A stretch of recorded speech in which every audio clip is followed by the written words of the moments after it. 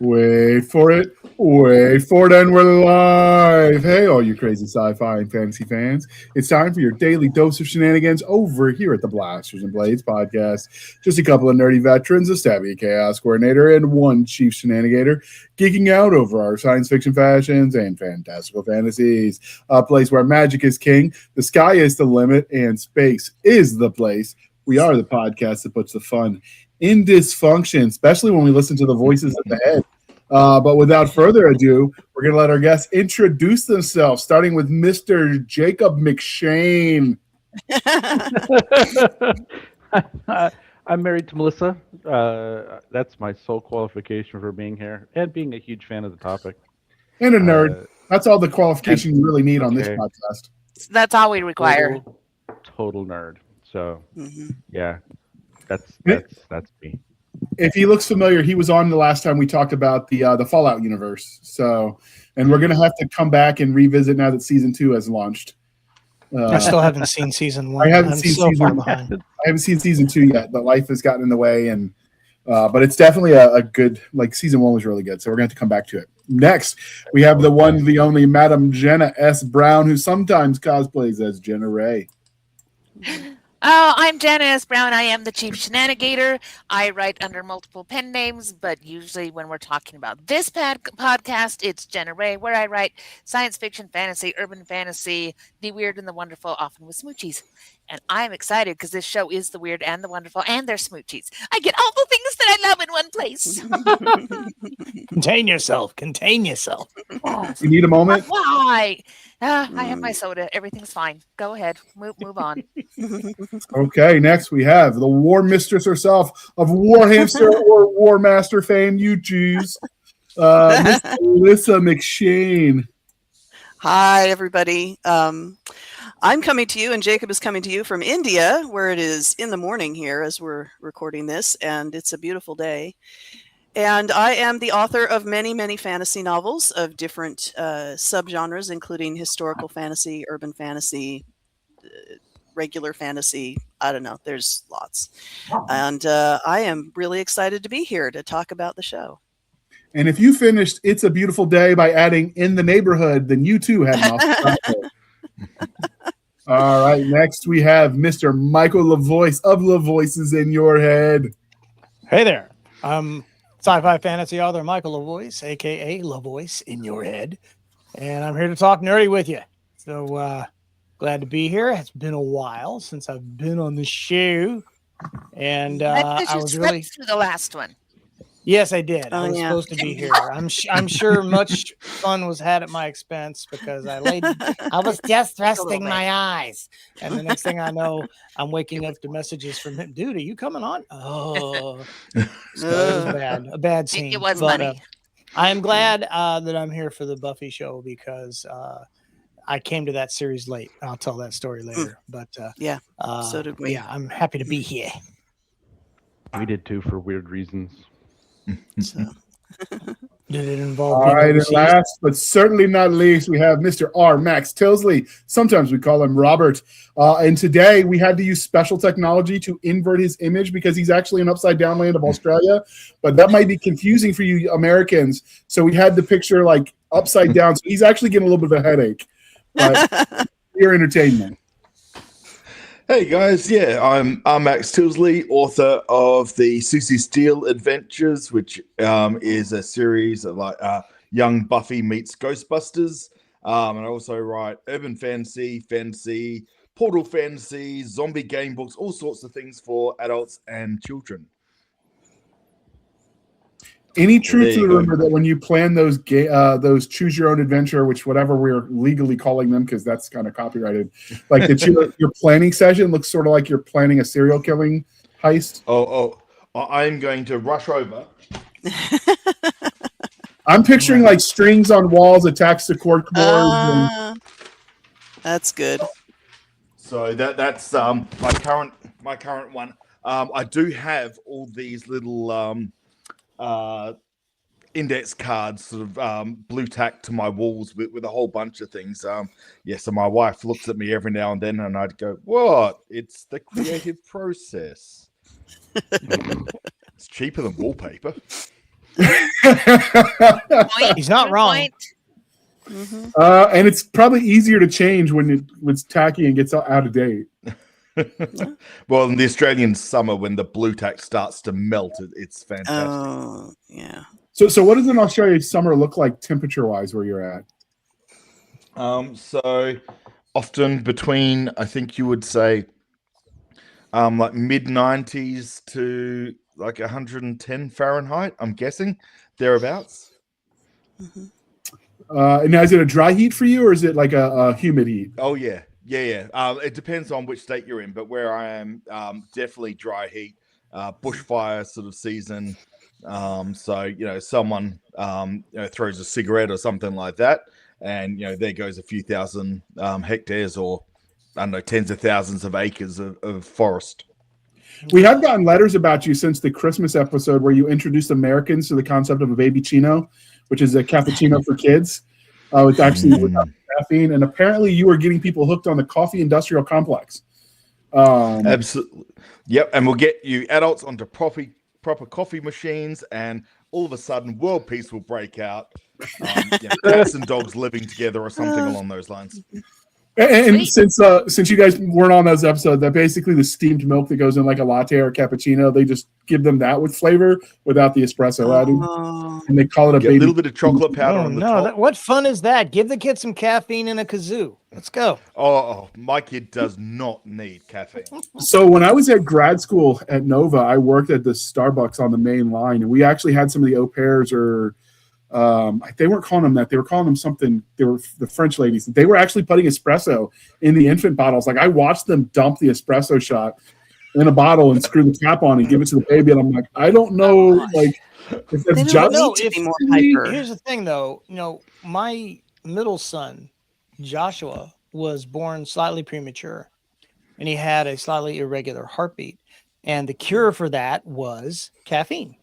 We were given medically issued caffeine. It was a clear liquid. He was supposed to put a little dab under his tongue every once in a while, and it kept his heart rate regular until his heart was strong enough to beat regularly on its own. So there is precedent for that.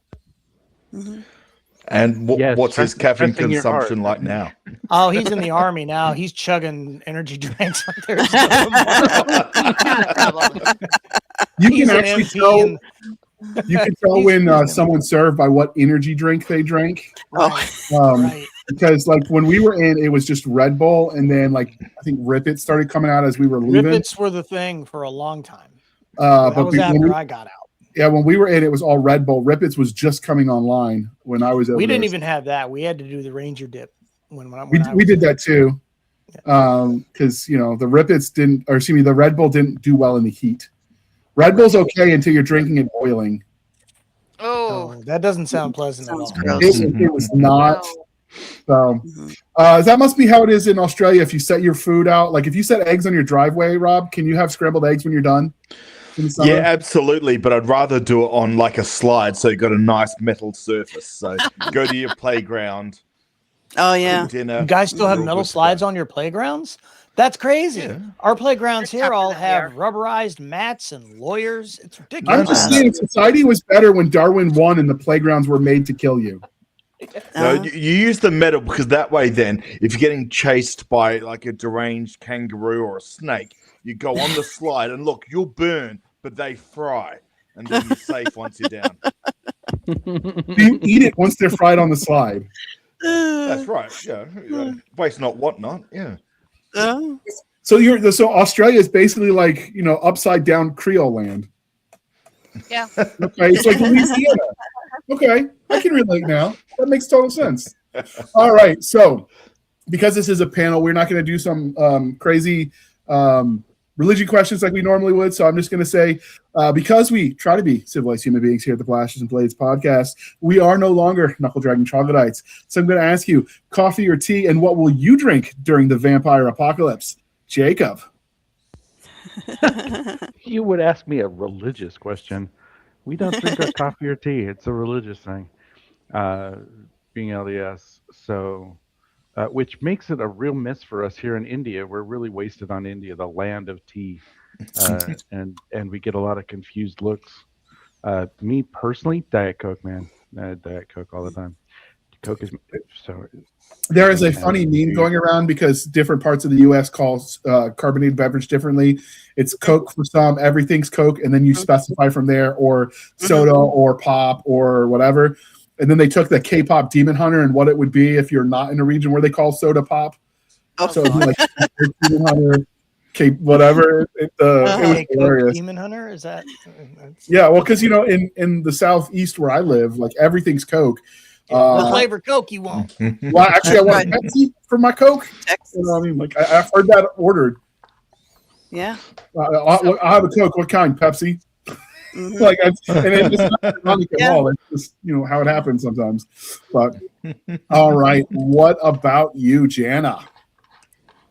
Well, I was thinking I would do something different this time, but I totally won't. So I still love my Diet Dr. Pepper. I just spent a week at a conference in a hotel that was a Pepsi hotel. So you could not get Diet Dr. Pepper or Dr. Pepper of any sort on the campus anywhere. And so because I had a rental car, the very first night was a drive down to the nearest grocery store when I bought more Dr. Pepper than I could actually drink during the week. And then I sent it home with my friend because waste not, want not. So now my Dr. Pepper is waiting over at Lynn's house. And eventually I'm going to go pick it up and bring it back to my house because that's how much I love my Dr. Pepper is I will ship it home with a friend all the way from Colorado to Utah. Thank you very much. That is a good answer. Hopefully it wasn't too crazy expensive because sometimes around those convention circuits they jack the prices up. Oh no! We found it's a King Super, but it's their version of a Kroger store. Okay. And around here it's a Smith's, and I have the little number and everything for the card, and it totally works down there. So I got them for $4 per 6-pack, which was fantastic. It's less than $1 a bottle. It's great. So it was lovely, but I did have to go to the store and find it because it did not exist anywhere else. And there might have been a little bit of black market trade going on with the Coke and the Coke Zero and the Dr. Pepper and all the things I brought up from the store that people couldn't get, and people knocking my door in the middle of the night going, I need some, I need it. Okay. One's always free. First hit's always free. What about you, Melissa? What will you be drinking when you're avoiding the vampires? Oh, totally Coca-Cola, fully leaded if I can. They do it here with sugar instead of high fructose corn syrup, which is really great. Awesome. I love that. Yeah. But lately, I have been drinking a lot of Old Jamaica ginger beer, which is fantastic, and requires us to either clean out the local Instamart whenever it's available, or place an order that takes a week to get here and comes packaged in its own little styrofoam cooler. I mean, not that it's cool, but to protect it so that it doesn't get destroyed in the heat. And it's really good. I like it. Nice. It's gingery. Right. Gingery. It is gingery. What about you, LaVoice? What are you drinking when you're running from the vampires? Well, because running from the vampires generates heat, and I like my caffeine cold when it's warm, I have a new love. I know usually I'm black coffee all the time, but I have discovered Mountain Dew Zero Baja Blast. And like 1980 or something?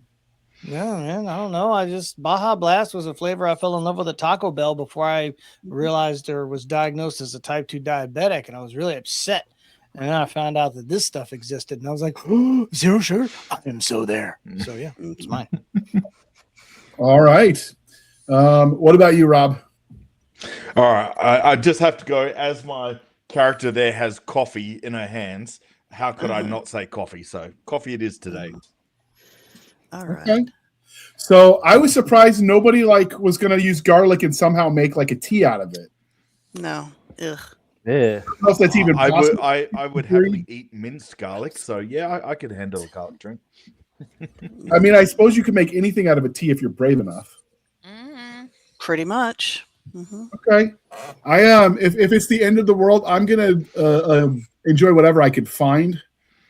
Although I had leftover canned sweet potatoes from Thanksgiving that were, going to go bad if I didn't use them. So I made some sweet potato casserole, and that required half and half. So I've been doing coffee with half and half lately because waste not, want not. Oh, yeah. So I've been doing that. And I discovered on the if you go to Kroger, they got that aisle with stuffs on sale, and I discovered some pumpkin spice coffee. And so I've been doing that with half and half and pumpkin spice syrup because that was also on sale. I always got confused with that because when I first heard about it, I mean, pumpkin spice isn't really a thing in Australia. And I'm like, why would you want your coffee to taste of pumpkin? That sounds so weird. It's an American thing, I guess. It's delicious. Uh-huh. I guess I'm just basic white girl because I like it. Okay. But speaking of, we don't normally ask the in-depth religion questions on panels, but I do think it'd be kind of interesting to discuss before we start analyzing the series. How did everybody find the Buffy the Vampire TV series? So just to be clear for the listeners, we're talking Hunting with Buffy. We're diving into the TV series. At some point, we will do a retro movie review of Buffy. We did do a retro movie of Buffy the Vampire Slayer. We did it already. Yes, we did. I was I was there. Yeah. I just don't remember, but we've done this is episode 705, and I had 125 before that when we were sci-fi. Like I've got a lot of episodes under the belt. That's fair. Okay. But yeah, so if you want to talk about the Buffy the Vampire Slayer movie, obviously that episode exists. If you go to YouTube, type in the our podcast, there's a little search bar for just within our podcast, and you could find it. But how did you guys find the TV series? And we'll start with you, Jacob, and we'll just work our way round robin. Sure. Okay, we're gonna have to go to the movie because the problem was we were huge fans of the movie. We loved the movie. The movie was excellent, Buffy the Vampire Slayer, and the TV show aired, and we're like, that's not Buffy. So I mean, we go from Christine Swanson, who's like a believable fighter, to Sarah Michelle Gellar, who really isn't. And I'm like, that can't be Buffy. I mean, she wouldn't. She's just a little slip of a thing. How can she be a vampire hunter? She's not Buffy. And so we didn't watch Buffy for the first 3 seasons because of this prejudice. But our friends kept telling us, no, it's really good. And they liked the movie too. And no, it's really good. So finally we picked it up and we went, oh, I understand now.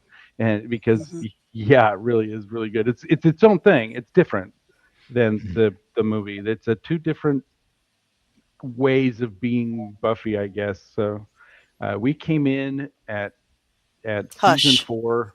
We watched the episode. They showed us the episode Hush for the first one. That is the number 1 fan voted best episode. And so you can see why we went, okay, well, now we've got to go get the rest of the series and catch up, because that was it. Mm-hmm. Okay, I'm assuming, Melissa, that was your experience as well then, since you guys were kind of like each other, lived together? Yeah, we did it together. In fact, we were at a friend's house when they showed it to us. They basically sat us down and said, you really need to see this. You have to see this. I think it was the week that it aired, and so I don't think anybody knew what was going to happen with that episode. And so it was like great for everybody. Dude, that was but from especially season 4. for us. That was from season. That's how long we held out. Was until season 4. So yeah, that's my story too. Jacob told it for both of us. So there we go. All right. So I looked, dear listener. So episode 604 was the retro movie review of Buffy the Vampire Slayer.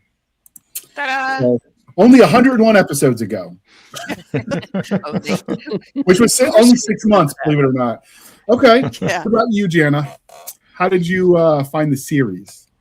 Okay, so just a spoiler alert, because I know that we have at least a couple people out there that get mad at us when we give away spoilers. This show is old enough that it is past the statute of limitations on this thing. We are going to talk about things that are spoilery. And I have to say that before I say this, because the very first episode I came in on was the end of season 1, where Buffy dies the first time. She does that a few times in this season. And it was like, what am I watching? Where the lead just got bitten and shoved into a thing, and now she's dead, and what the heck is going on? And it was on some random night. It was because it did the it wasn't on Fox, it was over on WB. And I'd been watching something else, and it just slid right into it, and it was like, I've seen the movie, so why not? And yeah, there was a little bit of cognitive dissonance with, this is not like the movie. And then she died, and it was like, well, okay, that was bizarre. But then she got better, and it was funny, and so I came back to it after that. And so I saw from that episode all the way through, And then finally, when they came out with the DVDs, because at that point they didn't have streaming where you could just turn right back around and go see it, then I went back and watched the first of season 1. So I kind of got this loop that came back through that direction because I didn't know what had happened up to that point. So I missed the initial introduction to the Scooby Gang and all that kind of thing because they were one season in by the time that I started. But I was hooked from there. But it was kind of a weird moment of, what do you mean she just, okay, how are they going to make this happen? So that's okay. What about you, Michael? So I had seen the film and I thought it was fun. I wasn't crazy about the idea of a TV show based on the film because the film to me was kind of like Highlander in that respect, kind of a self-contained story. And I never watched the Highlander TV series either. And so I just kind of skipped it. And my kid's sister, I did. My kid's sister was after me for years. It was her favorite show. She's got statues and action figures and posters, and she's got the whole thing on DVD. And she's just, why aren't you watching this with me? We can bond over this. And I was like, I just didn't care. And so it wasn't until streaming that I finally broke down and watched the first episode, and then I watched the second episode, and then next thing you knew, it was a couple of weeks later, and I'd been through several seasons, and just fell in love with the Scooby Gang. Xander is my all-time favorite character.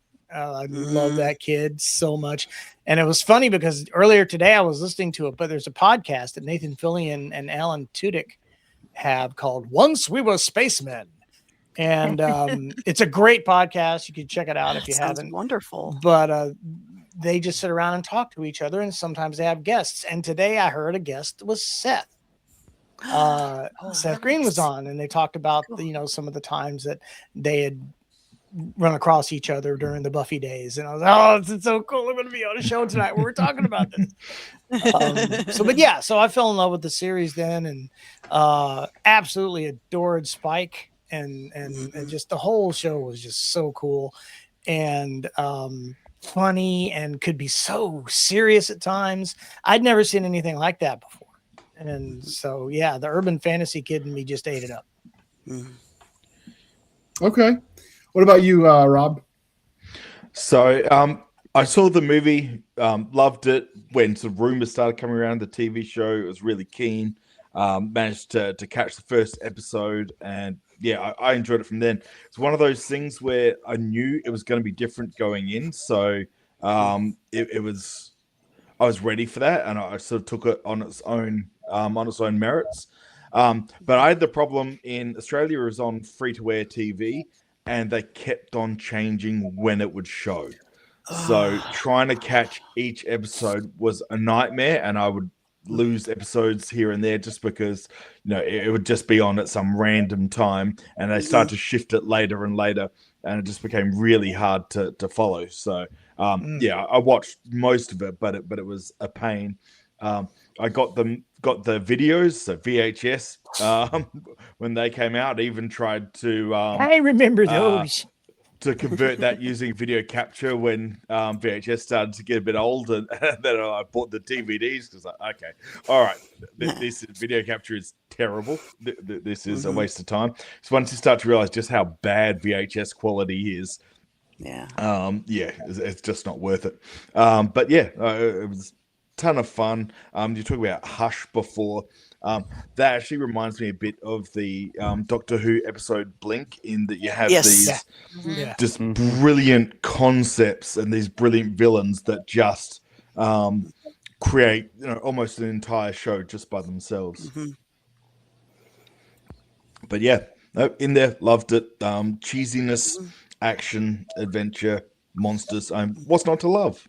So I obviously found the series through the movie as well. I really enjoyed the movie. The death scene at the end is hilarious of the movie. It's even funnier when you learn later that it wasn't even scripted. They just left it because it was so funny. Right.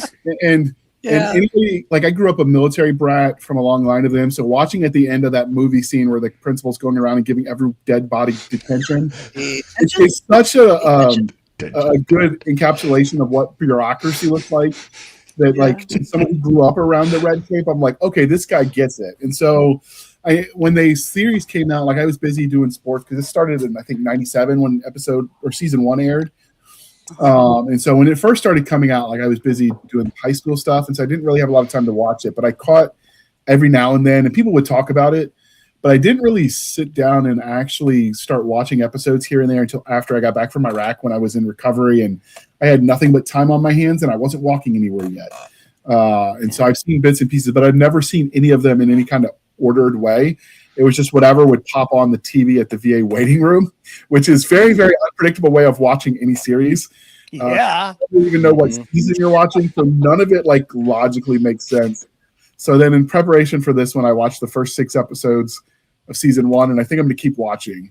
So as we talk about that, if I get stuff wrong, dear listener, just know, like as far as continuity goes and anything recent, so I can actually understand like scope, I've only watched the first 6 episodes. I'm aware of other stuff from like a cultural zeitgeist, but aware of it and understanding the context don't always match up. Before we get started, normally we would air a commercial, but this is the part where I remind you we're at that time of year, dear listeners, where the overhead for StreamYards and the editing software comes due, and they want us to pay to use their license. So if you feel so inclined and you want to help support the podcast, the link will be in the show notes. Buy me a coffee. Put in there that it's for the podcast. Every penny helps. We used to get a little bit of money from monetization on Spotify. They changed the benchmark, so basically, if you're not a mega producer, you're not qualifying. You just don't get enough view hours. And then YouTube did the same thing. And we are earning monetization about 10 cents a month on BitSoup. But you have to earn $100 to get a payout. So Jen and I did the math. We only need to live 143 more years and do 134 more seasons. And then we get that $100. And by then, maybe we can buy a soda that we'll share from the nursing home. It's true. So It's very sad. So if you guys want to, if you feel so inclined, that's to be the sponsor of this episode is we're going to sponsor ourselves. Throw every little bit helps. It costs about $250 every year to keep this podcast going. Most of the time I write it off as marketing expense. If you can afford it, I know times are tight and you feel inclined and you've enjoyed what we put out, we would greatly appreciate it. With that, we're going to dive back in to talking about the podcast. So first off, do you think that there are any overall themes of the show, or does it change season by season? I think both. I think there's a focus in every season. I think season 1 is just kind of a classic starting over thing and a found family thing or found friends. I guess they've found family. And the whole new kid in town thing, because, remember they had to move the show to a new town because the old high school burned down. So it could happen to anybody. Asbestos. That's what they tell us. It could have happened to anybody. I think, but then later seasons, like, okay, who wasn't thrown for a complete and total loop when Michelle Trachtenberg showed up as the kid? Oh, yeah. That was so funny. I We was were just so like- sure we'd missed something. I was like, me too. Totally. I was just like, wait a minute. Let me I go was so rewatch confused. these episodes because Yeah. I had to have missed something. What? When did she never had a sister? What? And then that whole thing was really cool. So for JR's clarity, maybe just given he's only 6 episodes in, Buffy suddenly ends up with a sister at the start of season 4. Was it Season 5. season 5? Sorry, season 5. I'm And aware of- they don't say anything about it to begin with. Yeah. It's just, I'm aware of just some there. of it, and I'm also aware that they say, every generation one Slayer is chosen, but at a certain point in time, other Slayers show up. So I'm like, wait, what is Season it? 7. Is there only one? Well, and season someone 3. and- And Well, 2. remember, Only one Buffy is- dies a couple of times. Yeah, every time she that dies and is happened- gone for a little bit, a new Slayer Yep. shows up. And Because Oh, that's a good so, point. so Those that's rules were how you get up before- more. medicine and CPR and things that made it so that she only died for a little bit. She points that out. She was only dead for a second. Yeah. Yep. That's But fair. But apparently that works. Apparently that qualifies for a Slayer to be born or chosen. Chosen. Because if Then it's we for them got- to be born, then they would still be children, and so when they show Right. up, No, they- that's just they have potential Slayers, and one of them gets tapped to be the Slayer when a Slayer dies. Now, I know the TV show, in theory, follows the continuity of the movie and then takes it forward. Yeah. Maybe not strictly, because I think in the one, she was accomplished cheerleader, and then you see in season 1, like she's struggling to get on the team, where she's not as good as she thought she was, which doesn't exactly follow. And it feels like they aged her down a little bit to give the series more legs. They definitely aged her down, but also like a big thing around Buffy is the social position and the in and out groups within the school framework. And she's definitely, having come in from elsewhere, she's not in the inner circle. Yeah, I had noticed, just watching it, and this is true of all of the high school dramas that are started in the 90s that you see, and maybe, I don't know if they still do it, I just don't watch those kind of shows, but they definitely give high school as the setting to make it relatable to their audience, and then give it very college kind of themes, because, clubs that are out there for high school kids where they just show up and like that, maybe everyone else's high school experience was different than mine, but I don't remember anything like that. No, but I'll tell you, the thing that I found relatable was that that aspect of it where she comes in and she's new and trying to make a name for herself after having been in the popular crowd. And, in the movie, she kind of falls out with her friends because she's the Slayer and she's doing all this stuff that they think is weird. But she's still, in the movie, one of the popular girls. And now she comes to Sunnydale and she's not. And I moved a lot when I was a teenager, and so I was familiar with the idea of having to reinvent myself every time we went to a new school. And so I found that very relatable. It was interesting to see someone who, by all respects, should be Cordelia, who was not. She was a Willow, effectively, and that does bring up a pretty good. Yeah, go ahead. That does bring up a theme that was in both the movie, I've noticed, and in the first season of the show, of she falls out with the popular kids, not because she changed or because they changed, is because she got more depth and maturity. And it's suddenly the second she has a little bit of emotional maturity, she doesn't fit in with the popular kids anymore. And you definitely see that kind of statement and sort of judgment against, popularity in a clique environment from the producer. Well, it's interesting. Go ahead. I was just going to say that it's interesting how that changed when you look at some of the more sort of, YA Twilight-esque and things like that, where there's a lot of desire to be part of the in group. A lot of YA things these days is, that's so cool, and so that the characters. I think there's a lot more focus on them being, cool and sexy or mysterious or, whatever. I think that there is a difference between the Buffy era and those later styles. Well, that makes sense, though, because everybody feels like an outsider in high school. Even the popular kids don't feel like the popular kids, because even the popular kids are, vying for status. There's only one person who well, even the one person, you very seldom even have the Queen Bee effect in high school. But even when that happens, hundreds of kids aren't that person.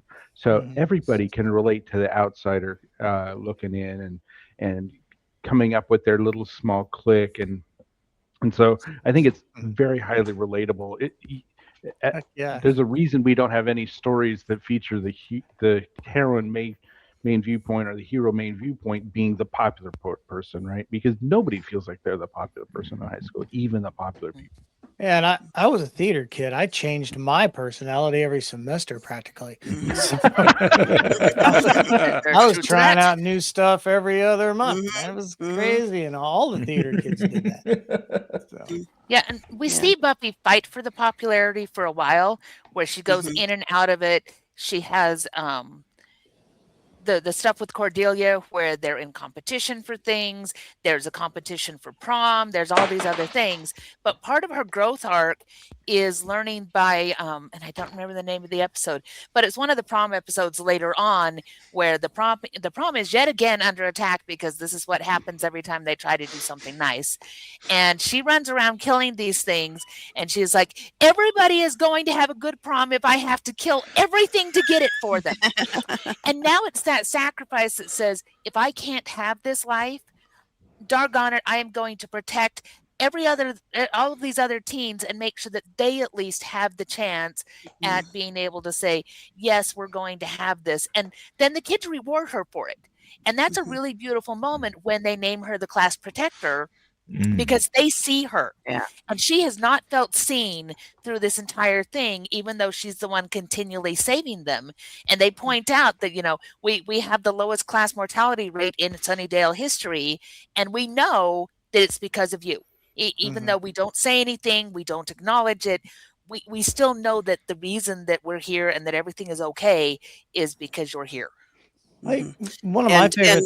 Oh, sorry. Well, I was the theme of her being I think that episode in particular sets her up for what happens at the end of season 5 and makes it very believable that she would make the choice to give up her own life because she's already been doing it. And so I think every decision that they make in this series, in terms of the character, in terms of theme, builds toward different things so that when things happen, you're not going, oh, well, they just did that because the show demanded it, or they just did that because the actor wanted more lines or whatever. Everything makes sense. It all fits together. Right. I think my favorite, one of my favorite things that they did over the various seasons was they had a tendency to use the monsters and supernatural elements as allegories for social issues. It's not like a lot of modern shows where they shove stuff down your throat. Buffy did have a preachy element now and again, but it was worked into the story in a way that it wasn't beating you over the head with it.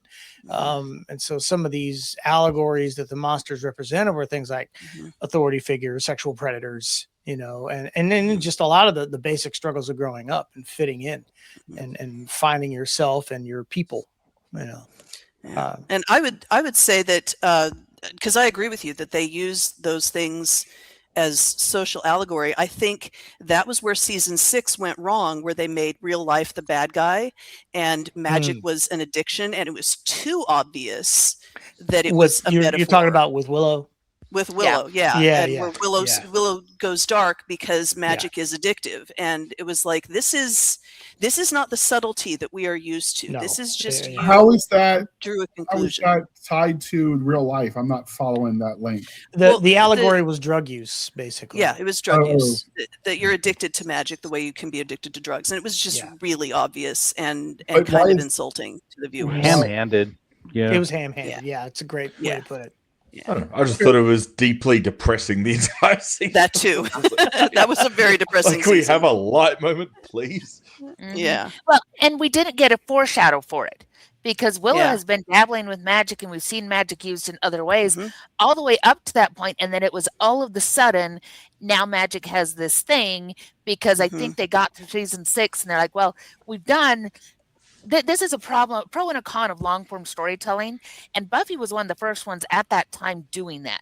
And we'd see it in Charmed, we'd see it in Supernatural, we'd see it in a lot of these shows that they started doing this longer form where, yes, there were Monster of the Week episodes, but it was all building across the season. So you had a big bad that they were going to face off with and take care of eventually, whether it was the master or Angel or Glory or any of these things. The ultimate evil, the original evil. Yeah. Yes, the mayor, the original evil. But for that season, they didn't have that. And that's why it was the big bad is having to be grown-ups and have a real life. And that's then right. For season 7, they very quickly went back to, we need this structure that works because season 6 was so all over the place and they couldn't come up with the narrative structure that worked that way. And so it was the pro and con of setting up this narrative structure is that we got accustomed to it and we really liked it. And season 6 fell apart because there was that narrative structure was gone. I didn't find it fell apart. I'm interested that seems to be a consensus among you guys. I thought it was quite a clear progression, and like you'd say, yes, it's ham-fisted, but like any sort of like super magical item in most fiction, ends up having risks and danger, and so having just magical power itself having risks and danger, and when you are very powerful, and in the real world, that also means that you can do what you want pretty much, and that's we know that throughout history. We don't have to look at recent times. We know that throughout history. So I don't feel it's unrealistic or anything like that to explore that as a danger of when you have an enormous amount of power that you have to be careful, or those little excuses about how you treat other people can roll into something much bigger. Well, I think Jana's point. I think Jana's point about how there was no precedent for it, because you're right. I think that the fact of them exploring that is not the issue. It's that Willow's been doing this all along, and there's never been any hint that it could be a problem until season 6. And so I think that was what I was reacting to. Was there was no setup. There was no setup. They just kind of decided that that's what they would do. And for all that season 6 has some of my favorite individual episodes, to me, it suffers by comparison to the ones where it's a little more structured, because they have a lot of individual things going on, and Willow going dark is actually very compelling to me, the fact of it. But I just felt that it was not supported well enough for me to not go, I'm not sure you know what you're doing here. Yeah, I had a different problem with it, because they set up it. There's one thing of power being addicting, because it's that feeling of psychological power becomes addicting. But they set it up as a different kind of addiction. They made it the kind of addiction that's like a substance addiction, where it wasn't just the power that Willow was craving. The magic itself was said to be itself setting up an addiction, and that's a different kind of addiction. So it kind of undermined itself in my view by making it like substance addiction as opposed to like power addiction. Like they were mixing their messages to me. Was Willow drunk on power, or was she just looking for the high of using the high of power? Magic use itself became the end goal, right? And as opposed to the power the magic can bring you, as opposed to being exercised power over others, which is a different kind of addiction, and I think the scarier, frankly. But because of that, season 6 didn't work. Not only was it unprecedented, but it was also dealing with making magic substance abuse instead of making power a high. And on the other hand, though, taking Willow's arc as being really what is consistent for season 6, because that they didn't have a big bad, but then we get the marvelous episode Tabula Rasa, where she wipes everybody's memories. And then at the end, I mean, and it's played for laughs. It's a very funny episode, but then at the end, it all comes crashing down on her. And this is the moment where you can't come back from this. And so I think that I think that handling it was probably poorly done, but the fact of it was not a bad idea. I think they didn't. To me, it feels like they didn't really think it through, and so they had something wonderful, and they didn't do it as beautifully as they had done in other seasons, I guess. So anyway, that's my reaction to season 6. So to switch subjects just a little bit, because it was one that we were talking about earlier in the week. How about the mythology of it? I kind of love that it's the familiar mythologies of the supernatural things, but then they did their own thing, both visually and in, what's the background? How do you become a vampire? Where do demons come from? All that kind of thing. And so I like things like the vampire face thing is unique, that they go all scary and almost Klingon-y, but that their faces change and vampires turn to ash. We don't have a body. So and convenient. The first time they kill something that leaves a body, she kind of looks at it and goes, well, crap, now what do we do with it? Because the coolest thing to me, I guess, about the vampire lore was the fact that when you have to kill a vampire, you're not killing a person. because their soul is gone. That body is now inhabited by a demonic entity, and killing that body gets rid of the demonic entity. And so that was a really convenient way, in my mind, as a writer, to remove the culpability of destroying people. Because you could really render them as subhuman because they weren't human anymore, not even a little bit. And that's what was made Angel such a compelling character when he first showed up, was because he was the vampire with a soul, and nobody knew how to handle that. And then that whole story arc where he and Buffy have that moment of bliss, and then he turns into Angelus. It's like, yikes! Wow, that was wait. Angel is a vampire? Have you not gotten that far? No, He's only 6 episodes in, kids. That's right. And I like the Angel Spike contrast. Yes, beautifully done too. So well done. You see that even though they were their own demonic entity, some personality remained. I mean, Spike is pre-turning Spike when we eventually see what a simping poetic mess he was. It kind of explains a little bit why he wasn't, it turns out Spike was kind of a poser, right? He's kind of his own patheticness, seeing the evil that was Angelus versus Spike's kind of, hyperactive, trying to be cool kid. Spike reminds me of a Lost Boys reject. Yes. Totally Lost Boys. He wasn't cool enough to hang out with the Lost Boys. Right. He wasn't cool enough. Exactly. And he spent his entire life trying to, even though he killed Slayers, he still felt inadequate. And you could get the, and kudos to Masters for playing it so well. But Spike was just, and when he, okay, spoiler, we don't have to spoil it, right? When Spike gets a soul, man, that was fun. I guess that was in Angel, wasn't it? I don't think that was in Buffy. That was like the end of season 6, I think. Just the contrast between Angel and Spike was masterfully done to kind of illustrate what it meant to have the soul, not have the soul, to be demon, to not be demon, to be irredeemable essentially and redeemable. One of the other things I think that's interesting about Spike is he was smart enough to work out that he's onto a good thing. Like if you remember when he refers to sort of people as like these little cheeseburgers that he can chase around.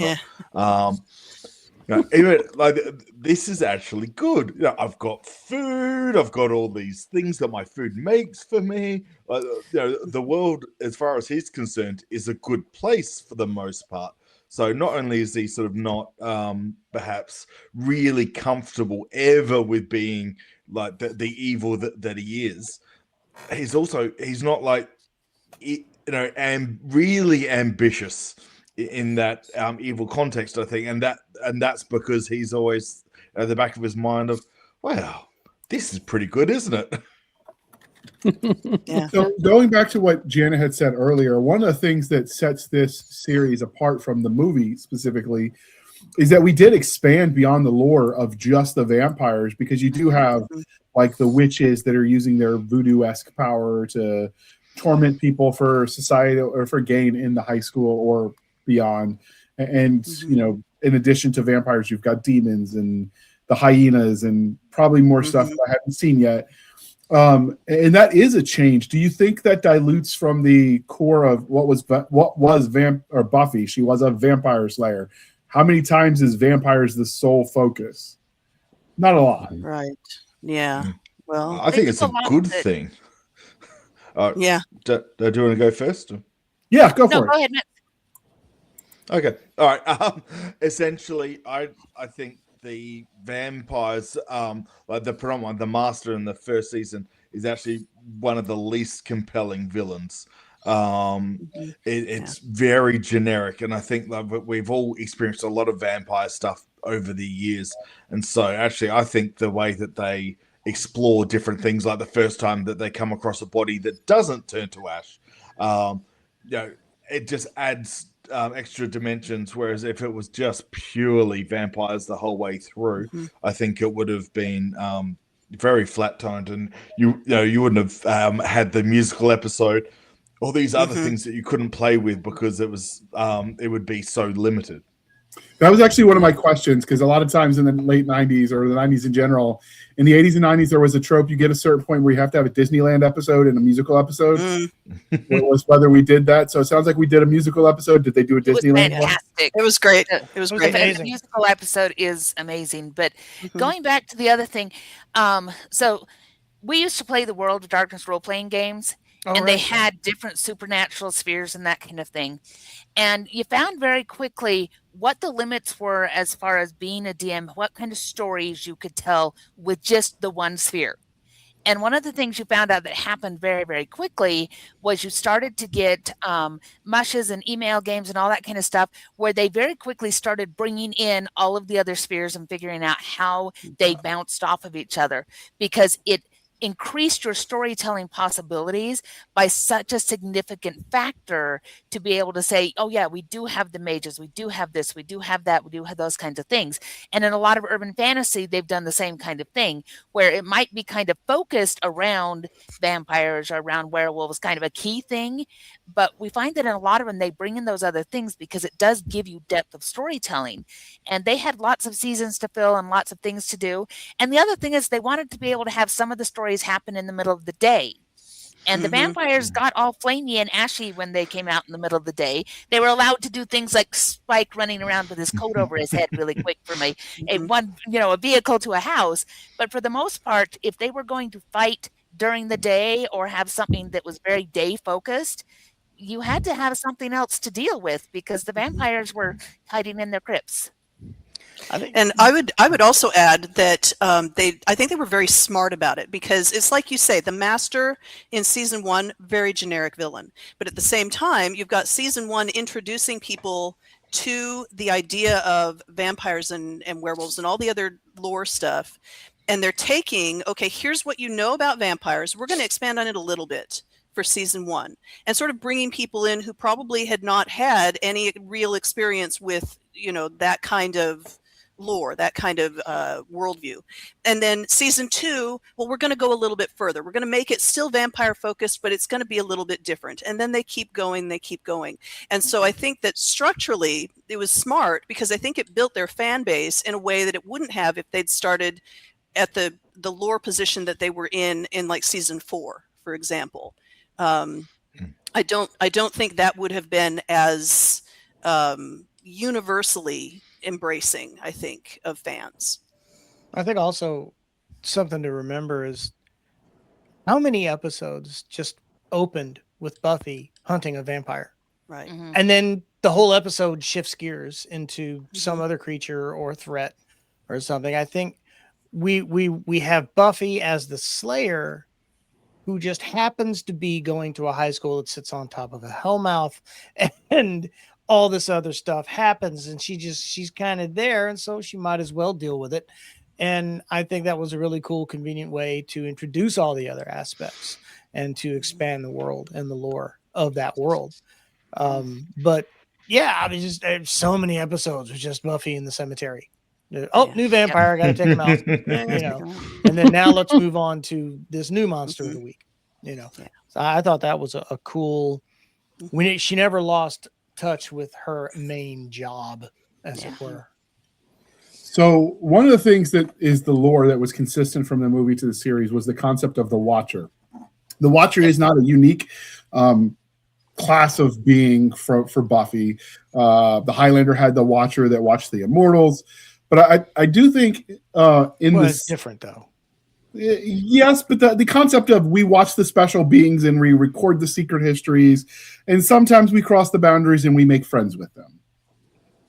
I will say though that Giles was a little different because he was so prim and proper and quintessentially British, as opposed to the gruff, But that's my point though about how different they were, because Giles was also her trainer. He was also her lore expert. He was also her historian. He served multiple roles. The Watchers in Highlander were just hanging out in the background trying to record everything. They didn't. Sometimes they influenced events, yeah, but it was a completely different role. But compare the Watcher from the series versus the one in the movie. Even it's still different character archetype in the way they're presented. Right. Yeah. Okay. From the movie to the series. The movie Watcher changed. is the movie Watcher is a lot more in keeping with the Watcher that was in the TV series of the Highlander and the movies, where it was mostly they're supposed to kind of watch, but occasionally they cross the line and do a little training and helping and whatever. Whereas in this one, it was the Watcher's almost mentor. Right. But they did it with a character that was so prim and proper that you don't expect him to be the guy to teach you how to, bare knuckle brawl, right? Like you haven't met evil Giles yet. Evil Giles is pretty funny. He's not evil. That may be the wrong way to phrase it. Dark when Giles. When he takes the controls off, and you find out, oh wait, that's all a put on. Yeah. Yeah. Right. How far is Giles willing to go? Right. And Richard Head is such a great actor. I've seen him. Anthony Head. Anthony Head. Sorry. Yeah. I've seen him in so many. His role as Arthur. But I mean, if you just look at the way he's presented most of the time, I would trust that man to help me pick china patterns, to help me pick or coffee, or decorate my house.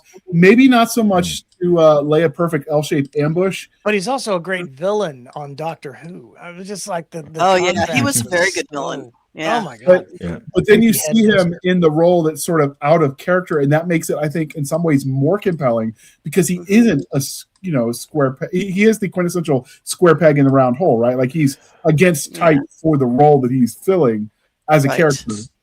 So one of the things that works really well is the way that all these different archetypes play.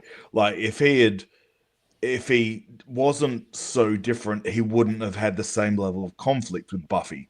Each of the Scooby Gang, they all have this different nature to them that builds in the friction, and that you need that friction if you're going to have something that lasts so long. Well, and they use him as a stand-in father figure, and family in this whole series is really interesting because she has the found family, the Scooby Gang, but she also has her honest to goodness family. She is very close to her mother. She has that missing father and trying to figure out how all of that works. Eventually we get Dawn and the family and how that dynamic works, and when they are in as part of her Slayer life and when they are out and all of that. That is a fascinating dynamic that very often in these shows we don't get because it's just a case of, again, the family is gone. I mean, you go back to the movie and she's doing it really on her own because her parents are so disassociated. They're goofy and whatever. But Joyce is a really strong character, and she loves her daughter, and she wants the best for her, and she doesn't understand this weird stuff. And she questions her at one point and says, "Have you ever tried not being the Slayer?" As though that would just fix the problem. And as parents, sometimes you look at your kid and you go, "Have you ever just tried not doing the thing that's making you crazy?" And JR says in the comment that in the beginning she's very detached. She is, because she's also starting over. And she's kind of in denial about what's going on with Buffy. And it's not until they have a big knockdown fight where Buffy points out, "How many times have you washed blood out of my clothes? How could you not know that something was going on?" And Joyce takes that decision point to step into Buffy's world and into understanding what's going on, at least as much as she can, where she really could turn it on its head and be really awful, but she's not. She does. They have friction the way that you should, but she becomes the mom of everybody. I did think the scene in the movie where they're dealing with the witch who was using her powers to relive her cheerleading glory days. Oh yeah. And her mom's trying to convince her to join an activity, and she doesn't want to do cheerleading because cheerleading is what she was doing when she burnt that school down. So clearly that's a bad influence. And she's trying to sell her on the joys of the being the editor for the yearbook. Like that is the cool spot. And I'm watching that, and the actress is delivering that with such a straight face that I was like, that is one notch below Chess Club, folks. Yeah. Right? I was laughing so hard at that. Yeah.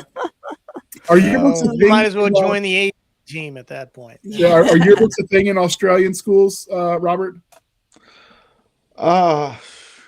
I vaguely remember one in when I was in high school. I don't really remember when my eldest just finished high school. I don't remember seeing one. So if there was one, she didn't show me. So yeah, I don't think so. Like our high schools, I don't think are quite as big as yours in scale, and I don't know. There's not that sort of tradition, but we also have weird things like we wear school uniforms, like public and private schools wear school uniforms. So like watching Buffy is sort of weird because they're all going around in casual clothes, and we don't do that. Yeah, there's definitely we don't have like all these I don't know, sophomore, senior, whatever. We don't really have those sort of terms, and like we don't. There's a couple of middle school things, but mostly it's all like year 7 to year 12 is just all high school. So a lot of these things they just went sort of over my head. I was like, okay, yeah, that's how it goes. Just because it's not something that we had, and like that's how they like do high it in the school colonies. newspapers and things. It's like what? Okay. I heard an Australian comedian once say that the only two things to do in his high school were sport and racism, and he wasn't good at either. He didn't know what to kick. So, okay. All right. Well, we did promise we'd try to stay closer to the hour and a half and under mark, dear listener. This sounds like a topic that there's plenty of room to dive in, more narrow focused. But before we go, though, we should all say what our favorite episode is. Yes. Oh. Okay. You first, Michael. The Zeppo. Yeah. I was going to say that one. Oh my gosh. Yes. Sorry. Totally agree. No, totally. Go with it. Go with it. Yeah. Okay. Man, well, okay. Since you're saying the Zeppo, I want to say why the Zeppo is my favorite. Okay. And that's because it is a type of story that I don't know a name for, where the side character is the one we focus on, but the main story is happening somewhere else. And you get it in Rosencrantz and Guildenstern Are Dead. I love that movie. It's such a good movie. Oh my gosh. And now I can't remember. There's a couple of them. Babylon 5 has an episode where you follow these two techie guys. Yeah, tech guys, technicians, while all these other big events are happening around them, but it's sort of their story. Yeah, and I wrote a book where that's effectively what's going on, and so I would very much like to know, dear listeners, if anybody knows the name of this kind of story, I would like to know what it is, because that was what caught me about the Zeppo, was the fact that this was something else. We're focusing on Xander. It's important to him, but all the time there's this huge thing going on in the background that we get glimpses of. And I think that was, for me, what made it really compelling. I mean, aside from I really love Xander. But anyway, that's okay. So Michael and I are in Was agreement. that the episode where the actor's twin brother showed up? No, that was earlier. That was earlier. Okay, I know. His twin brother. It's a different time. Yeah, his episode. twin brother played him at one time in one of the episodes. But yeah, that was a different one. Right. Okay. Mm-hmm. Yeah. All right. What about you, Jacob? I gotta go with Hush. It's what pulled me in. It was just a revelation as far as the establishing the milieu, establishing the whole thing. If I'm put on the spot, I'm gonna go with Hush because it's an easy pick, and it just worked on all the different levels. Yeah. Okay, Jana. My very favorite is from season 2, and it's called Passion. And it is a powerfully painful episode because it's when we lose Jenny Calendar, and it's after Angel has become unjealous, and it's when Buffy realizes that Angel is really, really gone, and she now has to work to kill him. And that one is poor Giles. Giles just gets completely and utterly bent out of shape for very good reasons, and it's a painfully beautiful episode. And there's a voiceover that Angel does, and it has the line, "In the end, passion rules us all." And it's a beautiful, very, very painful episode, and that is my very favorite. Okay. What about you, Robert? That hard. Don't say the body. Oh, no. It's so funny you said that, because I'm just about to say that is one of my favorites, because like to go for the arc of Joyce and the absence, for different reasons. I was living by myself before I turned 16, and so there's a lot of what comes after that I connect with in weird, bizarre, non-vampire ways. Obviously, musical episode's brilliant, but I think just one of the ones that's really fun while still having a little underlying things, and I do think actually foreshadows a bunch of things, is The Wish. Where essentially we see the world, what if Buffy had never come to Sunnydale? And just like there's a little bit of post-apocalyptic stuff. There's some real fun, okay, if you're vampires, but you've got technology, and so all these little elements that come in and play. And Evil Willow, we get our first taste of Evil Willow.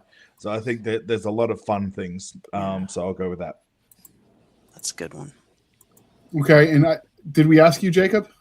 He did. Punted on the. Okay. He said hush. So because it's awesome. I haven't seen enough to have a favorite episode. With my memory issues, I tend not to. I tend to get more overall vibes than any specific episode that stands out. But I'm going to pivot and say, and then I'll ask the rest of you favorite character. And so far, I'm digging Willow, the shy, unassuming one. But when nobody's looking, she's like devious and hacking into things, and like shocking Giles, who doesn't know what the internet is. It's hilarious, which is like, obviously because it's a moment in time with technology. But it was 90s internet too. Yeah. I'm really enjoying Willow's style of character, because I can relate to that. I was the guy that tried to go under the radar so I could get away with stuff in high school. And so I dig that character. They ham it up a little bit on how much of the underdog, the bullying, because I don't remember seeing that much bullying in high school. I think that's more of a TV trope than actually something you see. But I did like the Willow character. You must have been a popular kid.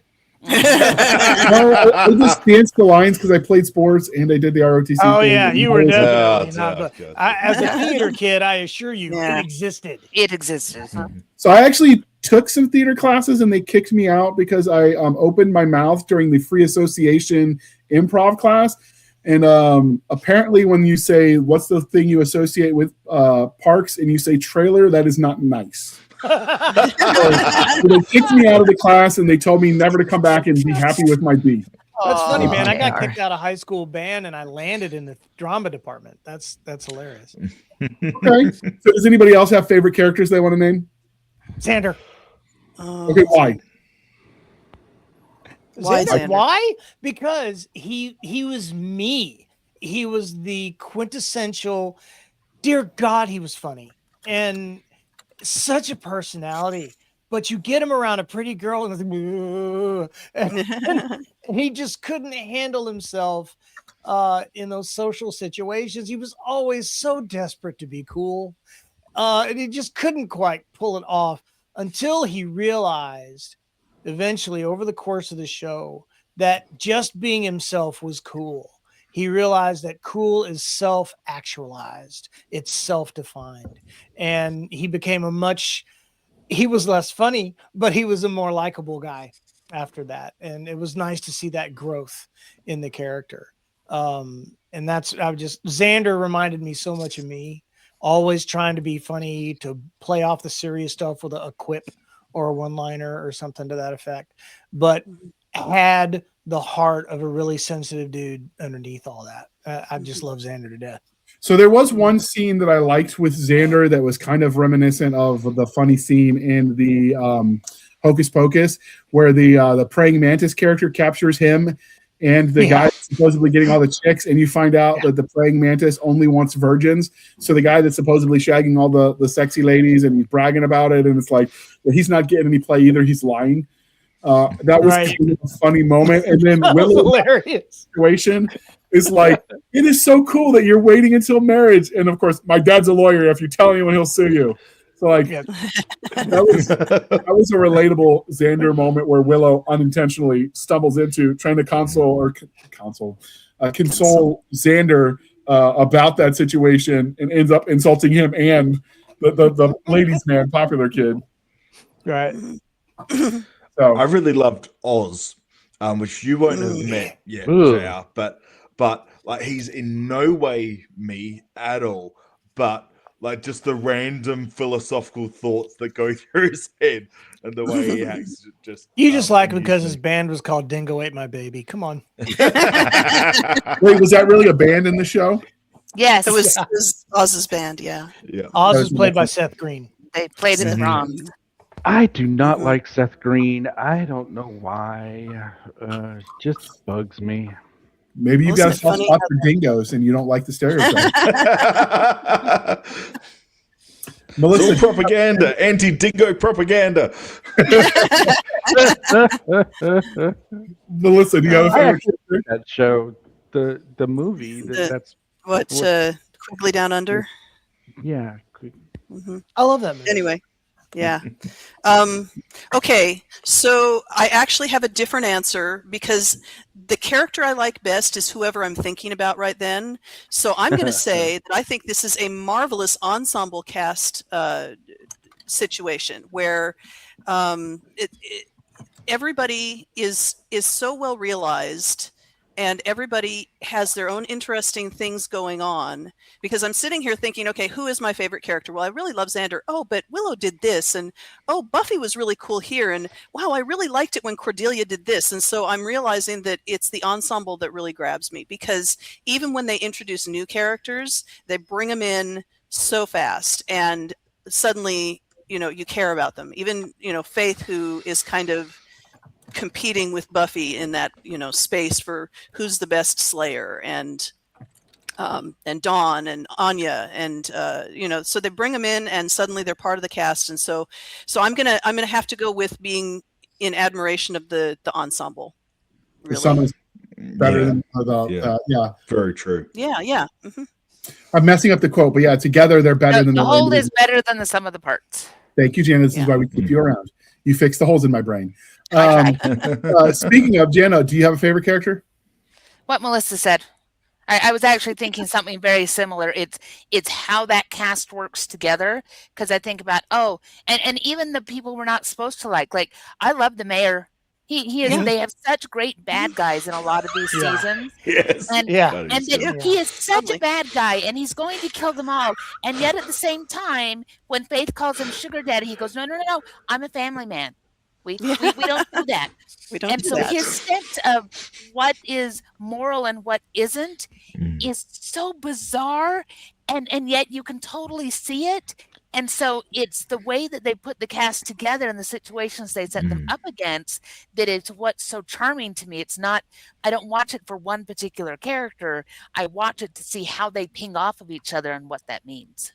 I had high hopes, because speaking of bad guys, for the principal of the high school when the episode 1 started. Snyder. It was when he got eaten, Blur or he's like, everybody calls me Bob or whatever his first name was, and then he looks at her record and she burnt the high school down, and she goes, "Except for you, you can call me Mr. So."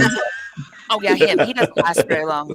Yeah. No, I know, but it's like every time you get the speech, it's a fresh record here. Your mistakes are your past. And then he's very blatant about he doesn't mean it, which is hysterical, because we all know that's always true, no matter what the teachers. I could just never get past the principal. It was my least favorite character because I could not see him as anything but a Ferengi. Yeah, in that letter. I couldn't do it. Totally. I just couldn't do it because I was a massive Next Generation and Deep Space Nine fan, and I just couldn't get past it. What about you, Jacob? Did you have a favorite? Melissa's answer was so damn good. I'm having a hard time getting past it. You're married. You get past. I liked Angel and Giles and Spike and Buffy, and Evil Willow was very compelling when she turns to dark side. What a great actress! And I'm having a tough time getting beyond that because I like. There's so much to like, and such a talented cast, and they didn't. One of Joss Whedon's skills.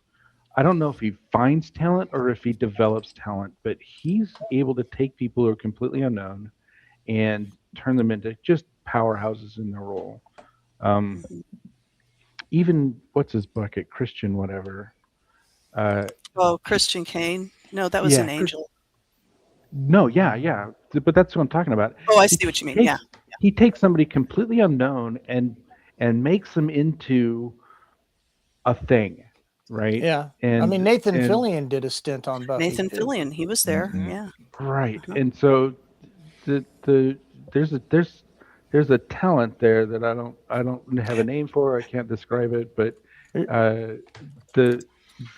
the combination of finding the right people, getting the best out of them, and having a script that makes them shine. Joss does have a tendency to pull casts together like that. He's done it over and over.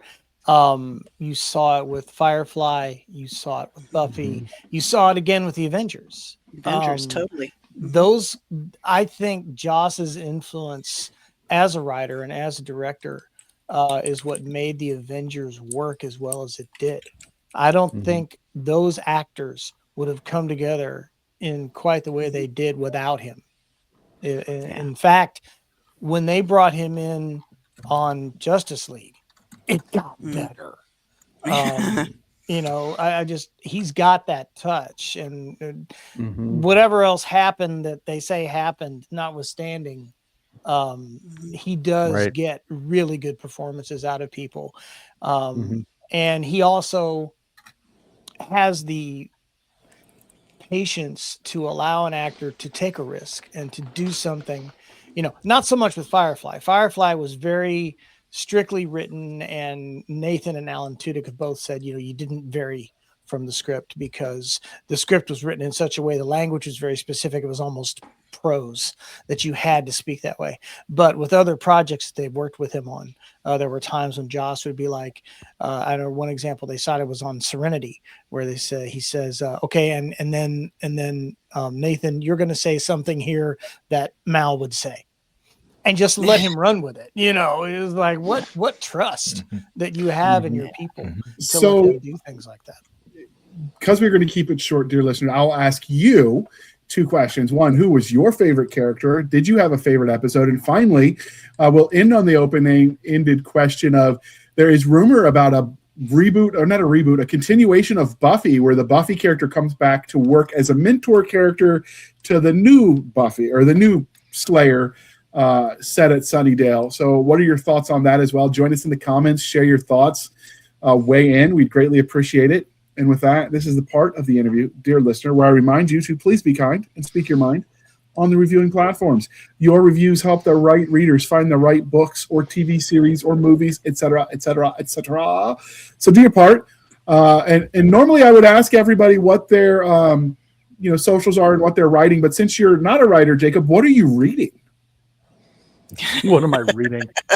Lit RPG, and I can't stop reading Ghost in the City. I'm sorry. Okay. It's a cyberpunk, calls it a self-insert, but it's not really a self-insert, but it's a cyberpunk romp, and the author is never going to make any money off it because they're totally mashing up 2 intellectual properties that are really, it's mashing up the cyberpunk with Ghost in the Shell, and it's fantastically well done. It's on Royal Road, and I can't get enough of it. I've reread it like 4 times now, and it's not short. Sadly, cyberpunk is radicalizing a generation of young men, and they're like, what radicalized you? Cyberpunk. And then you see a picture of a screenshot from the various properties where the gas is only $1.77 for a gallon of the If only that was our future. Yeah. I remember when it was 77 cents. It was under $1 when I graduated. 9 cents. Yeah. So now that we've confirmed we're all old geezers, Jana, what are you writing at the moment, and how might we track you down on the Wild Wild interwebs? What I am writing at the moment is the Diana McDonough books. I'm trying to get. I've done a bunch of short stories with her, and had people say we need to get the books going. So I am focusing on getting those together and ready to go out.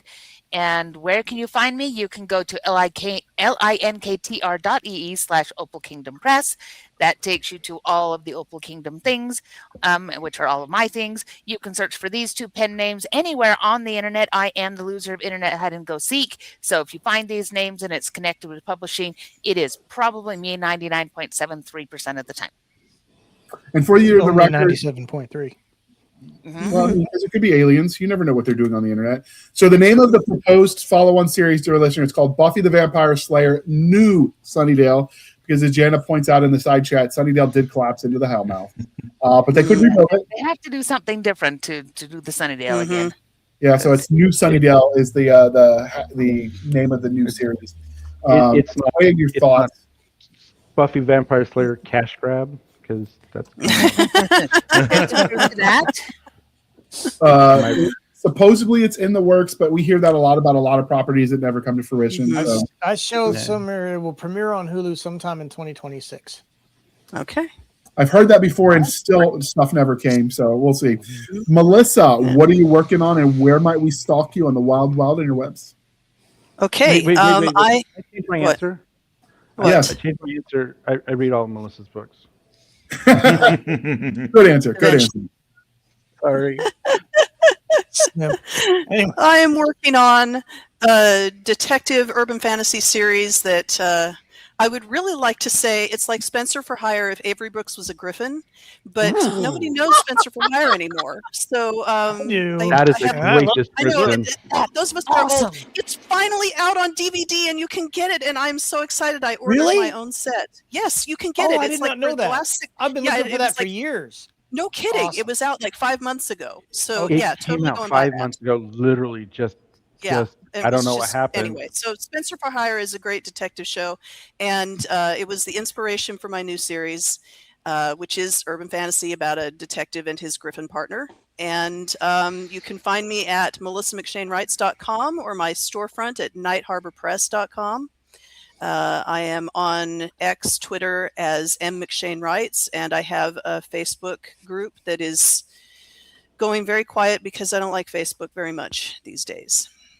But it's there. And every time you go to her website and you buy her merch, i.e. books, you do help Jana get a little bit of her basement back so she has more room for yarn. It's true. All of these things are true. The voice, what are you working on right now, and how might we find you on the wild interwebs? The easy part to answer is where you can find me, and that's at michaellavoice.com. All the links are there, merch store and all that. You can also find me on YouTube and TikTok as La Voice in Your Head.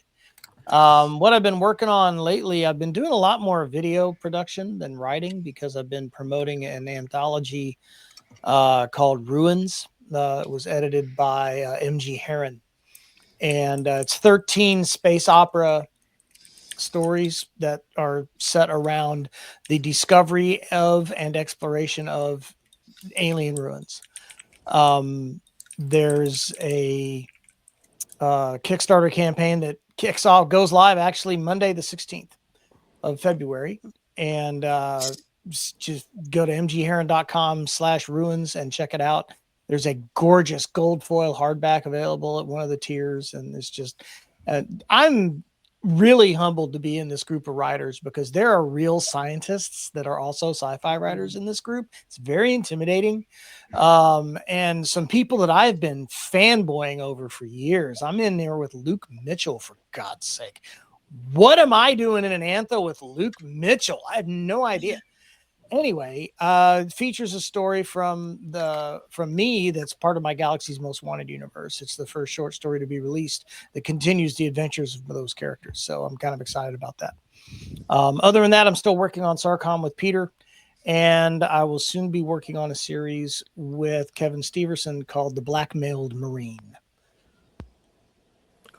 All right. And last but certainly not least, we have Mr. R. Max Tilsley, the Thunder from Down Under. Welcome to my Thunderdome. All righty. What am I not writing? Damn. I am writing a game book that is based on a big property that's now in public domain. I am writing the sequel to my Portal fantasy, Wayfarer's Rift, which is an adult adult fantasy. I am working on the Susie Steele Adventures. Book 1's The Steel Trap. Book 2's The Steel Bite. I am working on book 3, which does not yet have a name. And that's just the projects that are open at the moment. You can find me, on Amazon. If you're in Australia, you can get autographed copies by going to tilsley.com/store. Otherwise, Blue Sky, it's Tilsley. Facebook, Instagram is RMax Tilsley. On Twitter is RMax Tilsley. I don't know, probably somewhere else. Who knows? I'm everywhere. You're telling me I am everywhere. You are not storing signed copies in Jana's basement with Melissa? It would be about the only way I could afford to send anything to signed copies to people in America. So That's true. shipping from Australia is horrendous. Shipping is so much, yes. Yeah. So buy from Amazon if you're in America. Okay. And you can find us, a dear listener, by going to our Linktree, linktr.ee, Linktree/Blasters and Blades Podcast. Again, Linktree/Blasters and Blades Podcast, where we link to all the things, the BitChute, the Rumble, the YouTube, the TikTok, the Twitters. We've got our Spotify, our Discord, our Blasters and Blades Facebook group and Facebook page. You can email the show at blastersandbladespodcast@gmail.com. Again, blastersandbladespodcast@gmail.com for professional purposes only, people. Save the shenanigans from Adam Stabby Stab over there on the Instagram, the Twitter, and the email. Send the hate mail over to the voice in your head. I'll link him in the show notes as well. You can support the show by going to buymeacoffee.com/author J.R. Handley. Again, buymeacoffee.com/author J.R. Handley. Be sure to put in the comment section that it's for the podcast, and I promise I will keep my co-hosts duly caffeinated. They will drink their coffee brand coffee till they get high on their own supply. If you want some of that coffee brand coffee, discount code is podcast Grunt. Link is in the show notes. You get 10% off. We get a little bit of a kickback. It's a win-win, people. And for those of you who are listening in other places outside of the continental U.S., you can buy from Amazon where shipping is free. They even ship international. We get nothing, but just tell them we sent you in the reviews, and maybe we'll get a good boy and a pat on the head or something. I don't know. Hey, JR. Yes. Hey, I just want to mention one thing real quick. My daughter, she heard I was doing this episode with you guys, and I almost forgot to do it. She wanted me to mention to everybody that her cat is named Buffy the Vampire Sprayer. She said you have to mention Biffs. So that is I did it. Let's hear it from Mr. Biffs. Finish the rollout, JR. Finish us out. With that, I would like to thank you for spending some of your precious time with us. For my crazy co-host and Biff the Vampire Sprayer, whatever, the kitty cat, I am J.R. Handley, and this was the Blasters and Blades Podcast. We'll be back next week at the same time, where we'll indulge our love of nerd culture, cheesy jokes, and all things that go boom. And with that, thank you everyone for coming on. This was fun. Clearly, there's room for more of these episodes. If you got thoughts on how you want us to narrow that down, send it to us, and we'll be happy to volunteer these people to come back and talk with us again. And with that, wait for it.